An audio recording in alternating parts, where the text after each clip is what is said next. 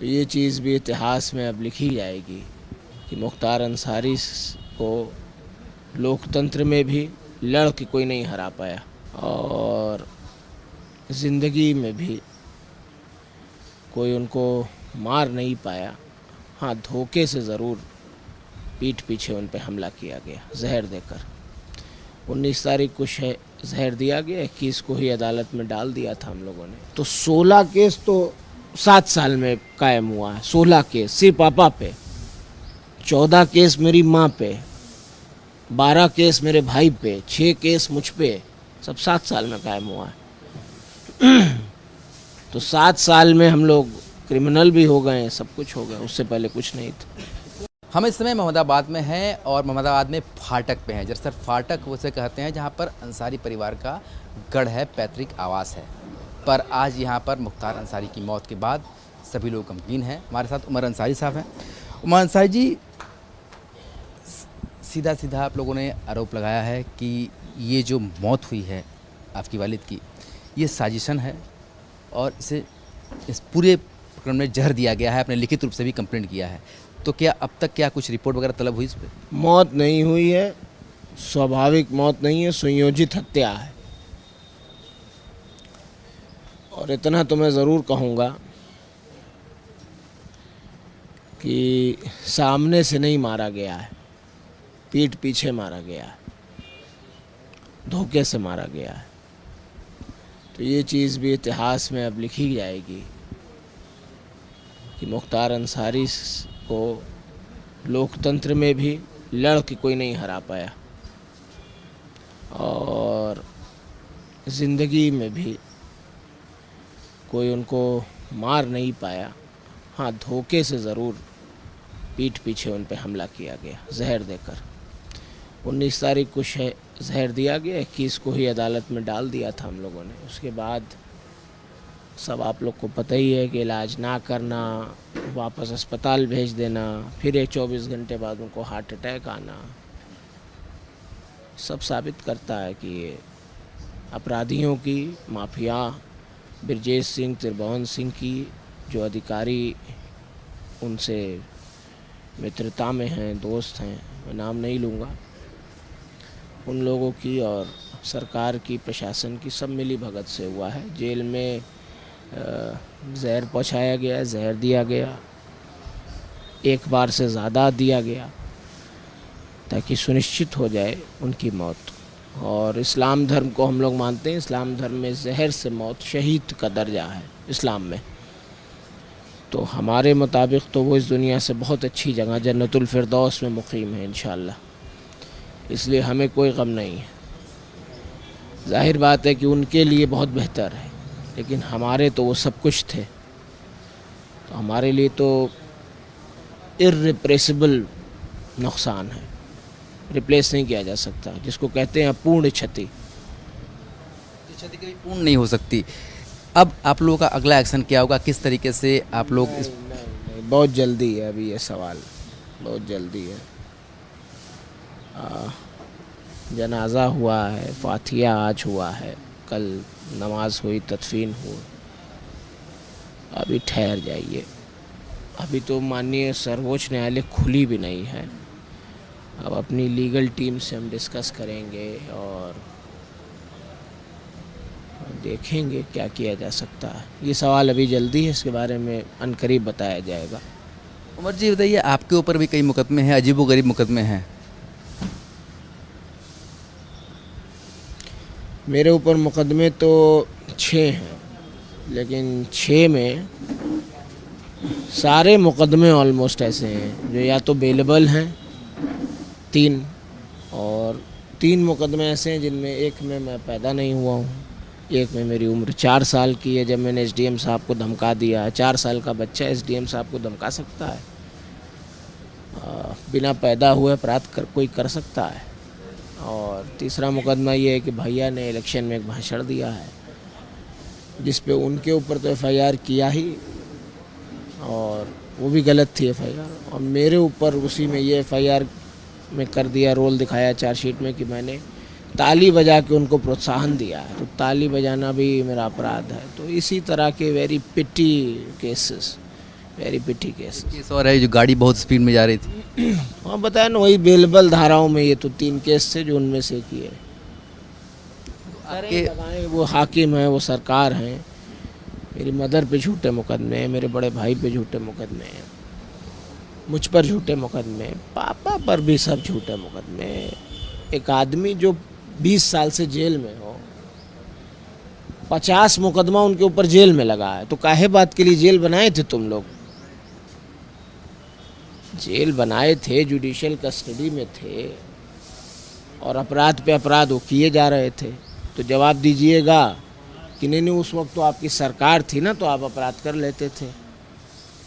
तो 16 केस तो 7 साल में कायम हुआ है। 16 केस सिर्फ पापा पे, 14 केस मेरी माँ पे, 12 केस मेरे भाई पे, 6 केस मुझ पे, सब 7 साल में कायम हुआ है।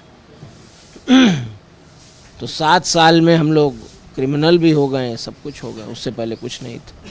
कौन है इसके पीछे, किसको जिम्मेदार मानते हैं? साफ बात है, वही लोग हैं जो अपने मुकदमे खुद वापस ले लेते हैं, अपनी मंत्री परिषद के मुकदमे वापस ले लेते हैं, अपनी स्वजाति के गुंडों के मुकदमे वापस ले लेते हैं, वही दूसरे को अपराधी कहते हैं। हमारे पास सरकार है, हम पावर में हैं, तो हम अपनी कलम से अपना मुकदमा हटा लेंगे और तुम पे झूठा मुकदमा लाद के तुम्हारी महिलाओं को घर की भी जेल भेज के और कहेंगे कि इनकी तो घर की महिलाएं भी माफिया हैं। मेरी मदर पे 3 गैंगस्टर है। आप सोचिए, चेहरा किसी ने देखा नहीं होगा, आवाज़ किसी ने सुनी नहीं होगी, 500 रुपये के बोट चोरी का मुकदमा लगा दिया। बताइए, तो इस तरह के क्या इस पे कहा जाए, कहा क्या जाए? इस पे कुछ कह नहीं सकते हम, बस माननीय न्यायपालिकाओं पे यकीन है, जब खैरात पे चढ़ेगा तो पता चल जाएगा। जो पुराने अधिकारी हैं जो अब तो सामने आकर ये बता रहे हैं कि आपके वालिद के बारे में, क्राइम हिस्ट्री के बारे में, जिस तरीके से बातें अब हो रही हैं और जिस तरीके से अब जनाजा में हम लोग देख रहे थे लाखों की भीड़ यहाँ पर शामिल हुई थी, आने वाला दिन चुनाव का भी है, 5 बार के विधायक रहे हैं आपके वालिद, क्या दिखता है भविष्य? नहीं, अगर तो आप इस संदर्भ में बोल रहे हैं कि पूर्व अधिकारी, पूर्व डीजीपी और ये लोग खिलाफ भी बोल रहे हैं, तो आप माननीय बिजराल जी की बात कर रहे हैं, तो आप ये जानते होंगे कि वो बीजेपी में है। मैं शैलेंद्र सिंह की भी बात कर रहा हैं? हूँ, शैलेंद्र सिंह जो लेकिन बिजराल जी की नहीं कर रहे हैं। जी भी कर रहे हैं, उनके भी कर रहे हैं। मैंने कहा कई अधिकारी इस तरह के सामने आके बोल मेरा ये कहना है कि जब आप हमारे खिलाफ बोलोगे, चाहे सच चाहे झूठ, तो जब खिलाफ बोलोगे तभी तो सरकार की नज़र में अच्छे रहोगे, और जब अच्छे रहोगे तभी ना माल पानी मिलता रहेगा, पद वद मिलता रहेगा। नहीं तो ये लोग तो प्रधानी भी अपने गांव की नहीं लड़के जीत सकते हैं।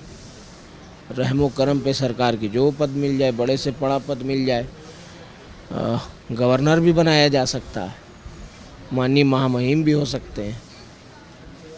ठीक है, जो बोल रहे हैं, मैं कुछ नहीं बोलूँगा उन पर। भाजपा के अध्यक्ष ओम प्रकाश राजभर जो अभी खुद मंत्री बन गए हैं, एनडीए में शामिल हैं, उन्होंने मुख्तार अंसारी को मसीहा कहा है अभी हाल में इंटरव्यू में। ये सच है कि वो मेरे पिता के बहुत पुराने दोस्त हैं और उन्होंने कहा है जो सही कहा है, क्योंकि वो करीब से हम लोग को देखे हैं, जानते हैं। फ़िलहाल मेरी उनसे बात नहीं हो पाई है 2 दिन से, मैं इस सब में बहुत ज़्यादा ऑक्यूपाइड था और उनकी माताजी की भी शायद तबीयत बहुत ख़राब है, तो वो भी आ नहीं पाए हैं अभी, और मैं भी बात नहीं कर पाया हूँ, करूँगा बात उनसे। तो आगे जो है चुनाव भी है, चूँकि ये सवाल थोड़ा जल्दी हो जा रहा है, तो आपके वालिद की जो एक लंबी चौड़ी विरासत रही है पॉलिटिकल, उसको आप लोग आगे ले जाएंगे? नहीं, चुनाव तो है ही और उसमें तो कोई टालना है नहीं, और सांसद जी चुनाव लड़ रहे हैं अफजाल बाबा। तो विरासत जहाँ तक आगे बढ़ाने का सवाल है, तो विरासत जो है वो राजनीति में माँ बाप के पेट से नहीं की जाती है। राहुल गांधी जी जो हैं बहुत संघर्ष कर रहे हैं रोड पर अपने आप को एक्सेप्टेंस दिलाने के लिए। भारत जोड़ो यात्रा की, फिर भारत जोड़ो न्याय यात्रा की। किसके बेटे हैं आप सोचिए